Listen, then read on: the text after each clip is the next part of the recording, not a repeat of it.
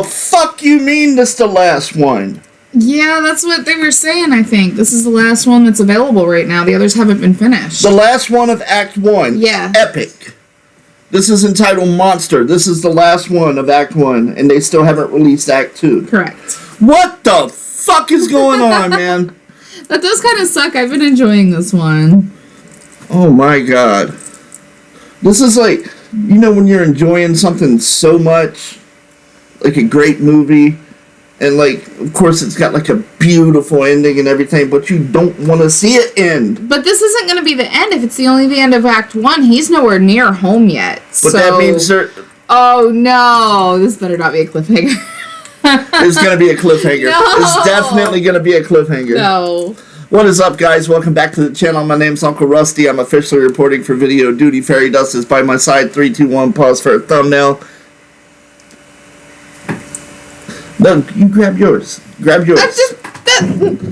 Cheers. What the heck? Alright, at the end of this video, we'll be calling in our music expert, and he's going to let us know if this is fire or not. There's only one thing left to do. And I am excited for this, but I'm dreading this. Yeah, I don't want it to be over neither. Strap up with us, guys. Let's see where the story takes us now.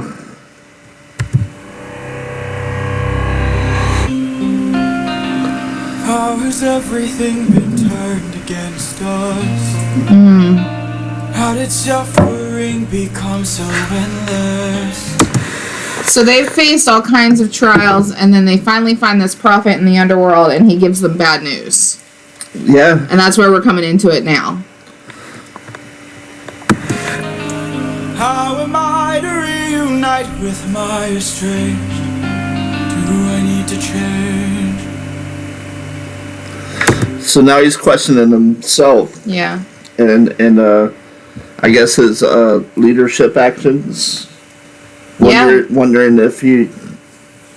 Well, that's been a theme through the whole saga. Do I need to change?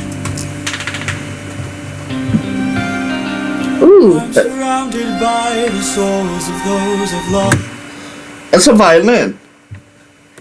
Yeah. Sorry for pausing so much. Violin and flute are probably two of my favorites. I don't want it to end. That's why I'm pausing so much. I'm surrounded by the souls of those I've lost. I'm the only one whose line I haven't crossed. What if the greatest threat we'll find across the sea is me? Oh. What if I'm the monster? Yeah, he hasn't questioned himself this much the whole entire thing. He has, but not like this. Well, it started with, I'm just a man. Now it's, what if I'm the monster? That's a theme in the story, is exploring the lengths people go to. It makes sense. If I was in charge of all these men, and I lost that many of them, I might be thinking the same thing. No, I think that would make anyone in question. What if I'm making the wrong decisions? What if I cost them their lives? Yeah. What if? The list goes on. What if I'm in the wrong? What if I'm the problem that's been hiding all along? What if I'm the one who killed you every time I gave to guilt? What if I've been far too kind to foes, but a monster to ourselves? What if I'm the monster? Is the Cyclops? Oh. Okay, we're going back to the Cyclops now. There we go. And the beat switched up, the flow switched up. It's almost like he's rethinking all the events of the story and like his part in it. What if I'm the monster? Is the Cyclops struck with guilt when he kills? Is he up in the middle of the night? Or does he... That's a good question. Because he didn't have no problem killing motherfuckers. Like, you think the Cyclops, like, goes to bed and wonders, like, what if I'm the monster? I don't know. I mean, that's... exploring oneself is part of the theme of the whole story. Cyclops struck with guilt when he kills. Is he up in the middle of the night? Or does he end my men to avenge his friend and then sleep knowing he has done right? Oh, that's a good point. They killed his pet first. Yeah, if somebody kills my pet, I'm gonna want revenge too. Yeah. So I mean, like, obviously he has feelings. And that's a theme in the story. Cersei, she turns people into animals and then serves them on her table. But why? Why does she do that? She does it because somebody betrayed her first and hurt her nymphs, the people she protects. They didn't hurt the nymphs. They violated their space. No, the men in this story violated her space. But the reason she was so harsh towards them is because men in the past had hurt the people she's protecting. Well, the nymphs that she's protecting. So just be wary. Don't turn them into pigs. Well, she gave them mercy, and she accepted them and helped them, and they turned and hurt her people. So now she just automatically says that's a theme in this story, is that nobody is all good or bad. There's always underlying causes and things. That's why it's such a complicated story, and I love it. At least I do now. I didn't used to. Meant to pigs to protect her nymphs. Is she going insane? Or did she learn to be colder when she got older and now she saves them the pain? When a god comes down and makes a fleet drown, is he scared that he's doing something wrong? Or does he keep us in check so we must respect him and now no one dares to piss him off? Does a soldier use a wooden horse to kill sleeping Trojans cause he is vile? Or does he throw away his remorse and save more lives with guile? If I became a monster, threw that guilt away, would that make us stronger? Would it keep our foes at bay?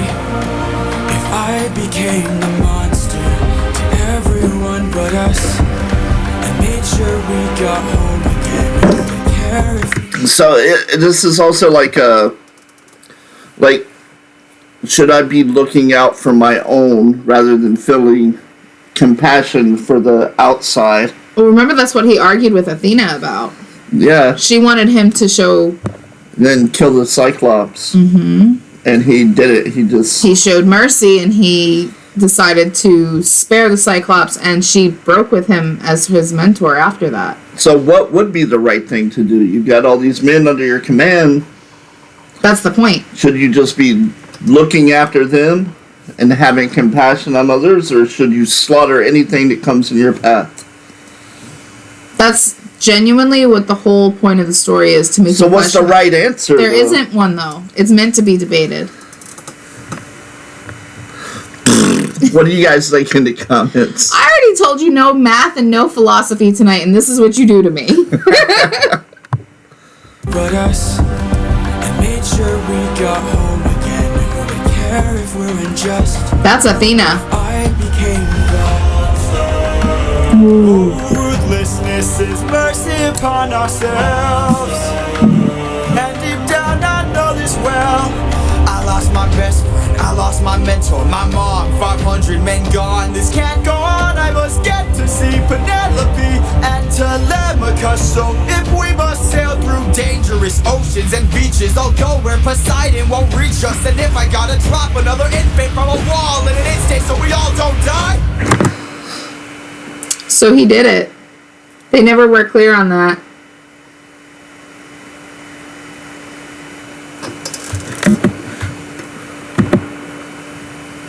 I'm a little speechless right now. I'm not gonna lie, I didn't remember that part. If we must sail through dangerous oceans and beaches, I'll go where Poseidon won't reach us. And if I gotta drop another infant from a wall in an instant so we all don't die, then I'll become the monster. I will deal the... So, oh Lord. I don't know, but I feel where he's coming from. I couldn't drop an infant from a wall. No. I couldn't do it. No. It's not in me. Then I'll become the monster. I will deal the blow. And I'll become the monster like none they've ever known. So what if... Okay, but what if it saved hundreds of men? That's the question, is... Like, what would you guys do? What would you guys do? I couldn't harm an innocent child like that. As a writer, I feel like fiercest, most dangerous villains were usually once heroes at first. Have you ever noticed that? And the pressure got to him. In the biggest epics, the biggest stories, the biggest adventures, most of the time, the darkest villains started out as the shiniest heroes. Are you giving us spoiler alerts right now? No. I'm talking about generalities of large tales. Listen, I love especially high fantasy. Think about the biggest adventure books. All the villains usually started out as the shiniest heroes and had something happen or something changed What about them. the ones you thought were villains, but in the end they were secretly heroes? Well, that's a different topic.